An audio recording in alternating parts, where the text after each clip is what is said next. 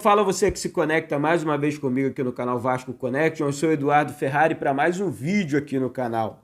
Antes de qualquer informação, peço para que você se inscreva no canal, deixe o seu joinha, acione o sininho de notificações, faça parte dessa nova história de a gente falar de Vasco aqui no canal Vasco Connection. Pessoal, antes da informação, eu gostaria de agradecer ao Ismael Lito mais uma vez aqui, ó, pelo presente. Busto do Almirante, do Vasco da Gama, lá na entrada de São Januário. Quem nunca viu, né? Cara de brabo, olha a cara de brabo. Boladão, né? Muito maneiro o presente. Muito obrigado, Ismael Lito, pelo presente aqui no canal Vasco Connection. Isso aqui representa todos vocês aí, tá, galera?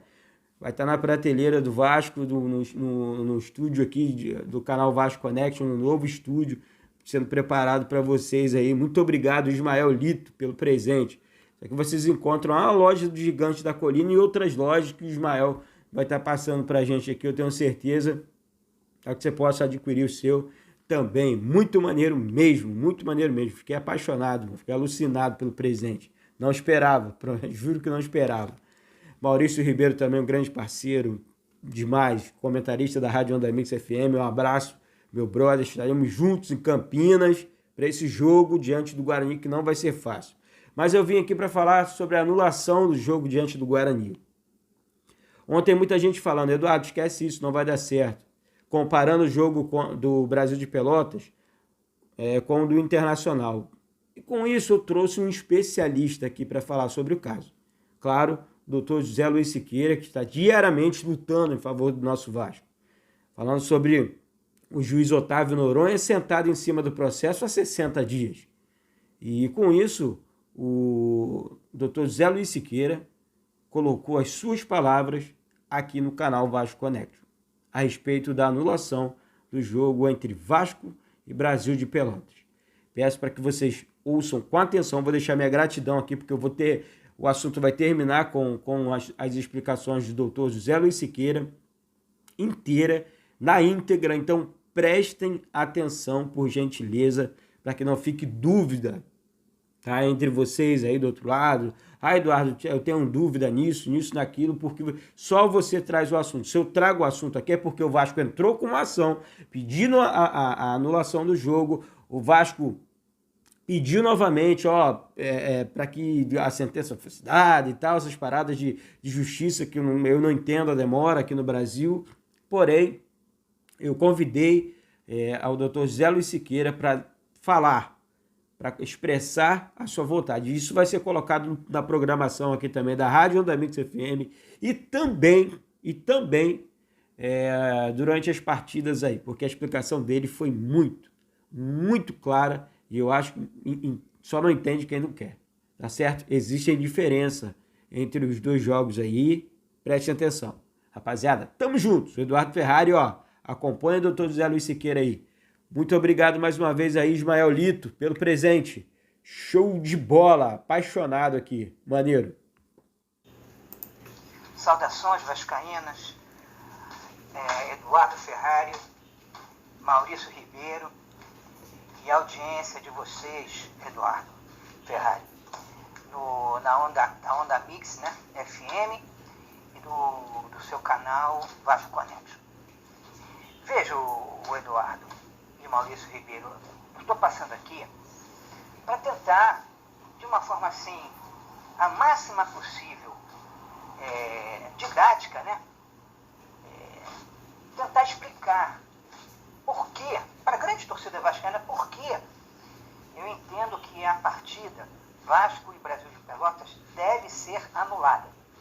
Veja bem, apenas um pequeno parênteses antes de eu iniciar a minha explanação. Hoje, salvo engano, estão se completando 57 ou 58 dias. Então, nós estamos próximos a completar 2 meses de uma decisão absolutamente simples. Não há, vamos dizer assim, ciência nenhuma. Basta apenas e tão somente o doutor Otávio Noronha seguir o ordenamento jurídico desportivo brasileiro, o protocolo do VAR e o fair play. Veja, a CBF, ela nunca tinha utilizado o VAR para a Série B. Esse ano, a CBF resolveu inovar.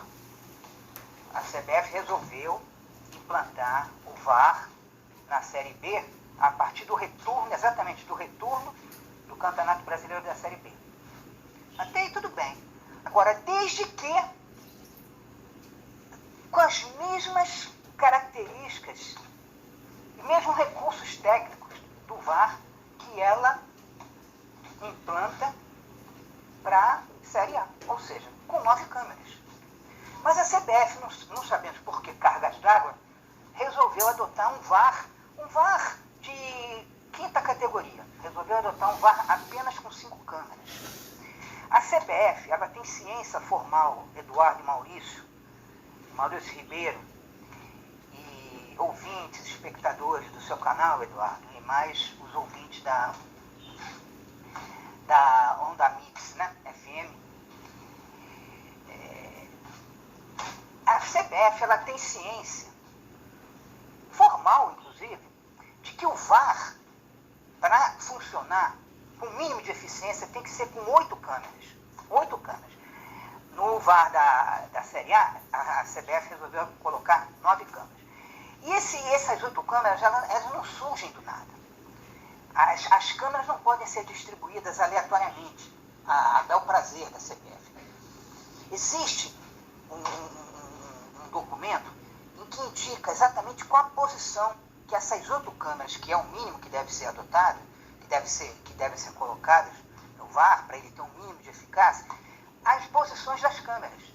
Então, o que acontece? A CBF não resolveu implantar um VAR, resolveu empurrar a goela abaixo dos clubes da Série B, um VAR no retorno do Brasileiro da Série B, e um VAR com apenas 5 câmeras. O que aconteceu? Aconteceu daquele lance do gol absolutamente legítimo do Daniel Amorim, um gol que ele não está em impedimento, nós vemos aqui da nossa casa. Gol absolutamente legítimo, só que o bandeirinha, né, como de praxe, ele resolve levantar a mão, a bandeira, e dar um impedimento que ele até hoje não sabe de quem que ele marcou o impedimento. Por quê? Porque naquele momento do gol do Daniel Amorim, aquele chute do Andrei, que a bola bate na trave e o Daniel Amorim completa, e o Vasco sairia vencedor, ou seja, o Vasco hoje teria apenas, tão somente, uma diferença de 4 pontos para o G4, e a gente sabe que o Vasco está lutando desesperadamente para quê? Para ascender a Série A. Hoje nós estamos a 6 pontos. Com a confirmação da anulação da partida e a possibilidade de termos uma nova partida, essa diferença pode cair em 2 pontos, porque o Vasco, tanto o Vasco quanto o Brasil de Pelotas, já foi computado 1 ponto para cada um, porque o jogo foi empate. Então, tendo um jogo remarcado, que foi sendo a decisão pela anulação da partida, vai ser marcado então um novo jogo, e quem vencer leva mais 2 pontos. Ok? Então o que acontece é, se houver um empate, permanece cada um com 1 ponto, que é o que já está computado. Se houver o vencedor, o time vencedor ganhará mais 2 pontos na tabela de classificação. O Vasco vencendo, ele se aproximaria um pouco mais. A situação ainda continua muito difícil, mas nós ficaremos a 4 pontos do G4, faltando ainda 6 partidas. Ou seja, é de fundamental importância, de vital importância, que esse jogo seja anulado. Mas esse jogo ser anulado não é para beneficiar o Vasco, não. É apenas para repor a justeza, a justiça. Porque a finalidade do VAR é o quê? A finalidade do VAR foi inventado pela FIFA, disponibilizado pela FIFA, de caráter não obrigatório, para se reduzir as taxas de injustiça no futebol. E no Brasil, isso não tem acontecido. E o clube mais penalizado tem sido o Vasco. Desde que a CBF resolveu implantar o VAR no futebol brasileiro, o clube mais penalizado é o Vasco. Por quê? Porque o Vasco, ele consegue reunir em torno dele as 2 situações perversas e extremas. O Vasco é o clube que tem mais decisões desfavoráveis do VAR, e o Vasco também é o clube que tem menos decisões favoráveis do VAR. Entende? Então, o Vasco, veja só, é uma aberração. O Vasco é o clube que tem mais decisões desfavoráveis, ou seja, o VAR modificou o lance de campo, em prejuízo do Vasco, e o Vasco também é o clube que tem menos decisões favoráveis, ou seja, que o VAR modificou lances em favor do Vasco. Então o Vasco é o clube que tem mais decisões favoráveis e é o clube que tem menos decisões favoráveis. Então, em face dessa quebra de uma regra que ela mesma estabelece, de que tem que ser 8 câmeras, ela admite isso. E as câmeras têm que estar em um determinado ângulo no campo. Uma câmera tem que estar ali na marginal da lateral, para você justamente poder traçar a linha do impedimento. Essa linha do impedimento não pode ser traçada por quê? Porque não havia câmeras. As imagens não chegaram, jamais chegaram à cabine do VAR. Então, simplesmente, o gol do Vasco não pode ser confirmado. E não sendo confirmado, não sendo checado, o que prevaleceu foi a mão engessada do bandeirinha. Olha, prevalece então a decisão do juiz de campo, ou da arbitragem de campo. Peraí, porra, peraí. Não existe o VAR. O VAR não tem que ter o mesmo número de câmeras, mínimo de câmeras, que são 8. Como é que a CBF coloca 5 câmeras, o gol do Vasco não pode ser confirmado, o Vasco está no prejuízo e fica por isso mesmo? É claro que é um erro de direito. A própria CBF quebrou a regra que ela mesma admite que é a correta, que são um mínimo de 8 câmeras, já que e ainda levando em consideração que ela coloca uma câmera a mais na Série A. Ela coloca uma câmera a mais para o VAR da Série A, ou seja, de 8 para 9, uma câmera a mais.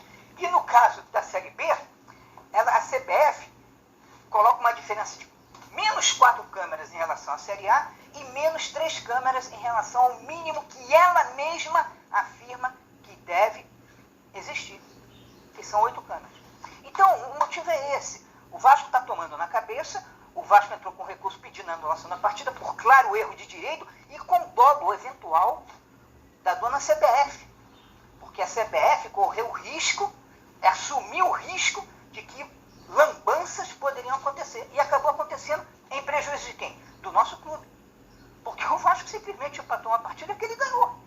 Ele fez um gol legítimo e o gol não pôde ser confirmado por causa da ação da CBF, que simplesmente, em vez de colocar um mínimo de 8 câmeras, pelo menos, não precisa nem ser as 9 câmeras da Série A, teria que ser pelo menos as 8 câmeras que ela mesma sabe que tem que ser, que tem que prevalecer. Ela simplesmente fala assim, não, e 8 câmeras? Nem 8 nem 9, vão ser 5. 5 câmeras. E eu já sabia que isso aí ia dar um bode em algum momento. E tem mais. Você também levantou no seu vídeo, que eu fiz um comentário, no seu vídeo de hoje, um dos vídeos que você lançou hoje, a questão dos áudios. Quer dizer, a CBF está procurando sarna para se coçar. Ela está dizendo que áudios das conversas dos técnicos do VAR vão ser liberados apenas os áudios de jogos da Série A. Quer dizer que os técnicos do VAR não conversam nos jogos da Série B? Na cabine do VAR não há conversas? Quer dizer que não precisa colocar um sistema de gravação ali, porque eles todos botam os esparadrapo na boca e ninguém conversa. Então você vê que a CBF ela dá um tratamento discriminatório e um tratamento não isonômico, porque ela trata iguais de forma desigual. Isso não pode, rapaz. Isso é um princípio constitucional. Você tem que tratar iguais na medida da sua igualdade e desiguais na medida da sua desigualdade. Eduardo, então é isso. Nós temos que continuar pressionando a CBF, ao STJD, o doutor Otávio Noronha, que é um homem de bem, eu não tenho nada contra ele pessoalmente, mas ele está deixando a desejar, ele está ficando numa saia justa desnecessariamente. À medida que a competição vai chegando à sua fase final, decisiva, o que está acontecendo? Ele está sentado em cima no processo, vai fazer 2 meses agora, que ele já poderia estar dando essa decisão lá atrás. Uma decisão simples. Né? Olha, pessoal, a decisão é pela anulação da partida. Por quê? Porque a CBF não cuidou de colocar pelo menos uma câmera na linha da grande área, para se traçar a linha do impedimento. Nós daqui de casa, das nossas casas, nós vemos que o gol é absolutamente normal, legítimo. E o Premier acompanhou, o Premier que fez a transmissão do jogo, ao final da transmissão disse, olha pessoal, nós, como a CBF VAR não liberaram o traçado, né, das linhas, para a gente saber realmente a confirmação, por que foi em invalidado o gol do Vasco, nós vamos ficar aqui com as nossas câmeras. As nossas câmeras indicam claramente que o Daniel Amorim não estava impedido. O que a CBF faz? Se apressa, no dia seguinte ela chega, manda uma nota para a Premier, dizendo assim, olha, o Premier, não é bem assim não. O VAR trabalhou da maneira que pôde trabalhar. Ele não pôde fazer o traçado da linha do impedimento porque não havia imagens. Não chegaram imagens à cabine do VAR. Peraí, mas não chegaram imagens por quê? Por causa que a CBF simplesmente cortou 3 câmeras em relação às 8 obrigatórias necessárias e 4 câmeras em relação às 9 da Série A. Então, não havia, exatamente na posição que o Bandeirinha estava, não havia uma câmera ali na lateral da grande área para confirmar que o gol do Daniel Amorim estava em completa situação legal. Gol legal, absolutamente legal. O Vasco perdeu 2 pontos aí que podem ser cruciais para que o Vasco não ascenda a Série A.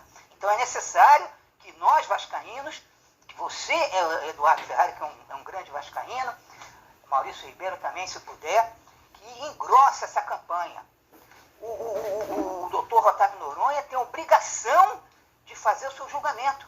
Esse julgamento já era para ter sido feito. Está esperando o quê? A partida tem que ser anulada.